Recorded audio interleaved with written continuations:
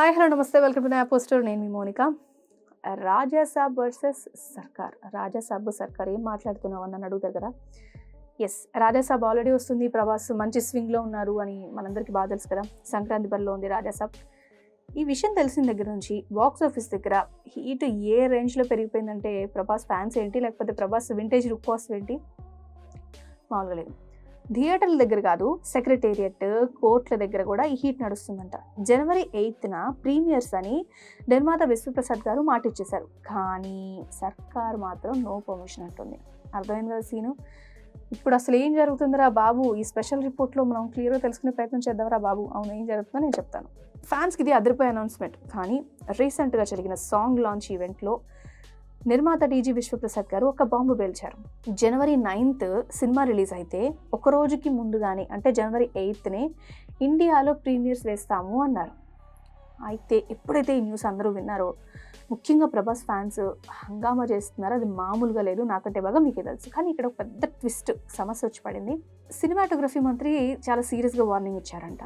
ఏంటి అంటే, కోమటిరెడ్డి వెంకటరెడ్డి సినిమాటోగ్రఫీ మంత్రి, ఆయన రీసెంట్గా ఒక రేంజ్లో ఫైర్ అయ్యారు అని చెప్పాలి. ఎందుకంటే రేట్లు పెంచమని కానీ, స్పెషల్ షోలు అడగమని కానీ మా దగ్గరికి రావద్దు, చాలా ఖచ్చితంగా చెప్పేశారు ఈ పాయింట్. కామన్ మ్యాన్కి సినిమా ఎప్పటికీ భారం కాకూడదని ప్రభుత్వం పాలసీ అని చెప్తున్నారు. దీంతో రాజాసాబ్కి ఒక స్పెషల్ పర్మిషన్ ఏమైనా వస్తాయని ఎదురు చూస్తున్నారా, లేకపోతే సర్కార్ ఆల్రెడీ షాక్ ఇచ్చింది కదా.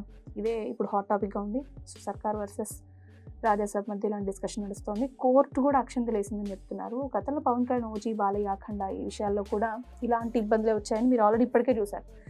ఫిల్మ్ లవర్స్ చాలా ప్రాబ్లమ్స్ ఫేస్ చేశారు వీటి వల్ల. అనుకున్న డేట్కి రిలీజ్ అవ్వక చాలా ప్రాబ్లమ్స్ వచ్చాయి. కోర్టును అడ్డుకున్న సందర్భాలు కూడా ఉన్నాయి.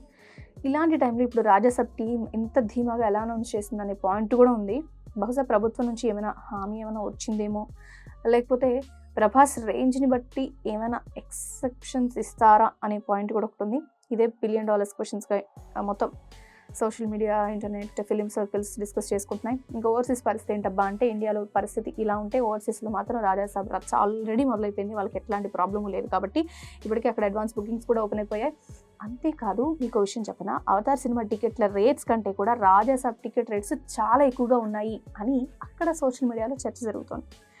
డిస్కషన్ మీ ఊరికి వచ్చిందా? అంటే డిమాండ్ ఏ రేంజ్లో ఉందో మీకు కూడా అర్థమైపోయింది కదా. సో అదనమాట, రాజాసాబ్ వింటేజ్ లుక్ కోసం ప్రభాస్ ఫ్యాన్స్ మామూలుగా ఎంజాయ్ చేయట్లేదు, ఒక రేంజ్లో ఉంది. సో హైదరాబాద్లో జనవరి 8న ఎర్లీ ప్రీమియమ్స్ పెడితే ఆ కిక్కే వేరేలా ఉంటుంది. ఒక్కవేళ పర్మిషన్ రాకపోతే మాత్రం ఫ్యాన్స్కి చాలా పెద్ద డిసప్పాయింట్మెంట్ మూమెంట్ అవుతుందని చెప్పాలి.